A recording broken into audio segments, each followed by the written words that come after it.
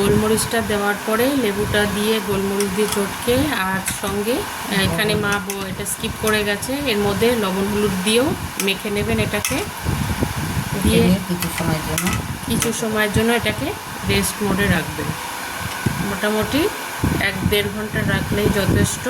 এর গায়ে ওই মশলাটার ইয়েটা অ্যাবজর্ব করে নেবে। লেবু দেওয়া রয়েছে যেহেতু, লেবু, নুন আর গোলমরিচের গুঁড়ো মশলাটা অ্যাবজর্ব করে নেবে। তারপরে যে প্রসিডিওরগুলো আছে আমরা এই ফাঁকা 1-1.5 ঘন্টার ভেতরে আমরা ওই প্রসিডিওরগুলো আস্তে আস্তে স্টেপ ওয়াইজ কমপ্লিট করে নেব। বন্ধুরা, আমরা যেটাকে ম্যারিনেট করে রেখেছিলাম, এই যে এঁচোড়টা যেটা গোলমরিচ, লেবুর রস আর নুন হলুদ দিয়ে মাখিয়ে রেখে দিয়েছিলাম 1-1.5 ঘন্টার জন্য, এবার এটাকে স্টেপ ওয়াইজ করব রান্নাটা শুরু। দেখুন, ফার্স্টে তেল গরম করা হয়ে গেছে। এবার এই যে ব্যাটার তৈরি করা হয়েছে, এটা ব্যাটারটা কি দিয়ে তৈরি করেছো? এটা হচ্ছে চালের গুঁড়ি, কর্নফ্লাওয়ার, চালের গুঁড়ি দেওয়া হয়েছে, কর্নফ্লাওয়ার দেওয়া হয়েছে, বেসন, লঙ্কা, মানে আমরা এখানে কাঁচা লঙ্কা ব্যবহার করেছি পেস্ট করে, কারণ আমরা শুকনো লঙ্কার গুঁড়িটা খাই না, স্কিপ করি, কারণ ওটা আমাদের ভালো লাগে না আর কি শুকনো লঙ্কার গুঁড়িটা খেতে। তো আমরা কাঁচা লঙ্কাটাকে এখানে পেস্ট করে দিয়েছি। এইবার বেসন দিয়েছি। হ্যাঁ, এই যে ব্যাটারটা, এর মধ্যে প্রত্যেকটা যেই পাতলা করে কেটে রাখা এঁচোড়টা রয়েছে এগুলো ডিপ করা হবে, এই যে দেখুন, আর ভাজা হবে।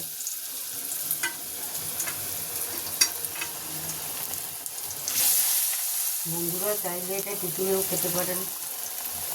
আচ্ছা, এটা আপনারা স্ন্যাক্স হিসাবেও খেতে পারেন, বা গরম ভাতের সঙ্গে খেলেন, কি রুটি দিয়ে এটাকে খেলেন, রাত্রে একটু সুন্দর করে রুটি দিয়ে এটা বানিয়ে খেলেন, অথবা স্ন্যাক্স হিসাবেও খেলেন। মানে এই ভাজাটার উপরে ভাজাটাকে যখন আমরা কোনো তরকারি বা কোপ্তার মতন করে বানাবো, তখন তো এই জিনিসটা একটা আলাদা হয়ে গেল। আপনারা এটা রুটি দিয়ে খেতে পারেন, অথবা এই যে ভাজাটা করা হচ্ছে এটাকে তো আমরা লেবু, গোলমরিচের গুঁড়ো এগুলো দিয়ে ম্যারিনেট করে রেখেছি।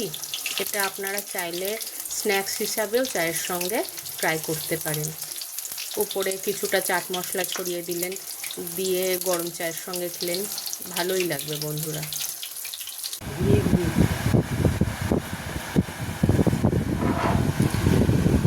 তো এঁচোড়ের দিয়ে যে স্ন্যাক্সটা তৈরি হয়েছিল বন্ধুরা, দেখুন, এটার উপরে আমরা কিছুটা টক দই নিয়ে এটাকে ফেটিয়ে পাতলা করেছিলাম।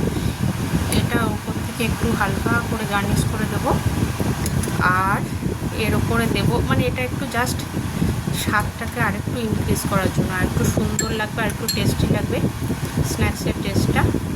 আর দেব এই যে চাট মশলা, এই চাট মশলাটাও এর উপর থেকে একটু ছড়িয়ে দেবেন, হালকা করে ছড়াবেন, বেশি দেবেন না, তাহলে একটু টক টক মতন হয়ে যাবে, বেশি টক আবার ভালো লাগে না। তো বর্ণ, খেয়ে বলো কেমন হয়েছে। এটা কিন্তু খুব ক্রিস্পি হয়েছে, দেখুন বন্ধুরা, পাতলা। আপনারা এঁচোড়টা যত পাতলা করে কাটবেন, কেটে লেবু আর দিয়ে ম্যারিনেট করে রাখবেন, তত এটা স্বাদটা বেড়ে যাবে। ভালো বাবা, তাই তো খেয়ে আপনারাও নিজেরা বাড়িতে বানান চটজলদি স্ন্যাক্স। আর যেহেতু এটা এঁচোড়ের টাইম, মানে আশা করি আপনাদের ভালো লাগবে।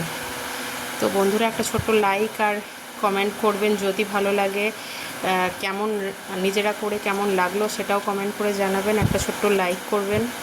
আর আমাদের এই শখের বাগান ও রান্না মায়ের এই চ্যানেলটা সাবস্ক্রাইব করে পাশে থাকবেন। এরকম চটজলদি কিছু খাবার আপনারা মাঝে সাঝেই পাবেন, যেগুলো আশা করি আপনাদের খুব ভালো লাগবে, আর খুব তাড়াতাড়ি বানিয়েও আপনারা, মানে কোনো একটা সন্ধেবেলার যে পার্টি আছে, পার্টির মধ্যে একটা নিজেদের সুনামও অর্জন করতে পারেন এত সুন্দর করে এটাকে বানিয়ে। তো টাটা বন্ধুরা।